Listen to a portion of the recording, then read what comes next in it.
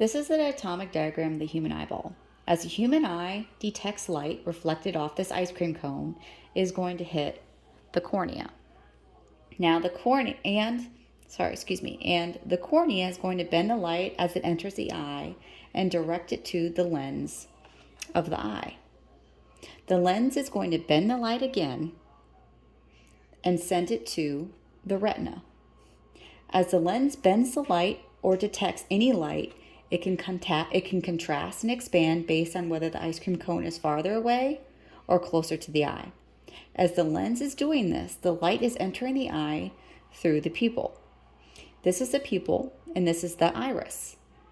Now, the iris has two muscles on either side of the pupil. The iris can contract or expand to increase or decrease the size of the pupil. For example, in lower light conditions, they're going to expand so the pupil is bigger and it directs more light inside the eye. In brighter conditions, the opposite happens.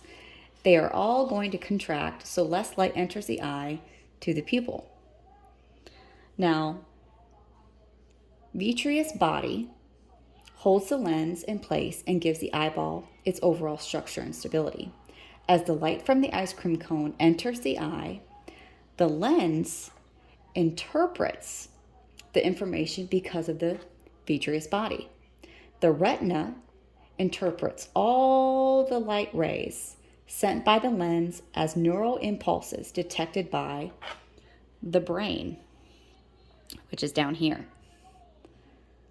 Now, the retina is going to send this information to the optic nerve, and the optic nerve will send it to the brain. This part of the brain will be where the visual cues are going to be preserved, right here, and processed.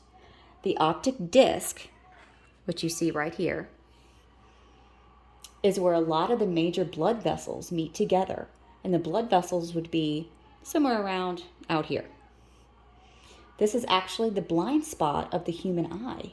Humans aren't aware they have a blind spot, but in actuality they do. However, the blind spot between the right eye and the left eye are not the same. Vision in the right eye actually makes up for the blind spots the left eye, for the blind spots that are in the left eye, and vice versa.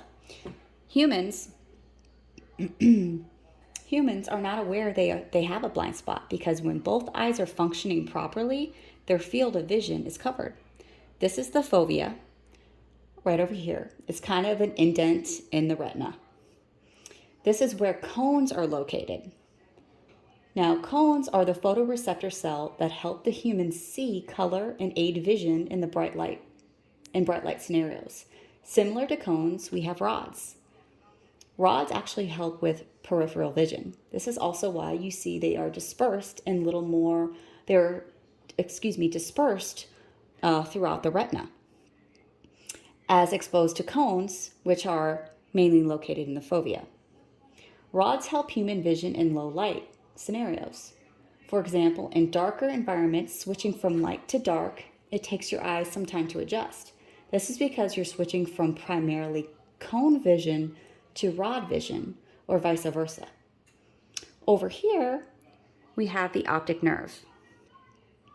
Now, the optic nerve. And visual information from the left eye is actually processed from the right side of the brain, and vice versa. Visual information is going to enter the optic nerve and into the thalamus. And it's going to follow these into the visual cortex, right over here. Now, where it's processed and preserved.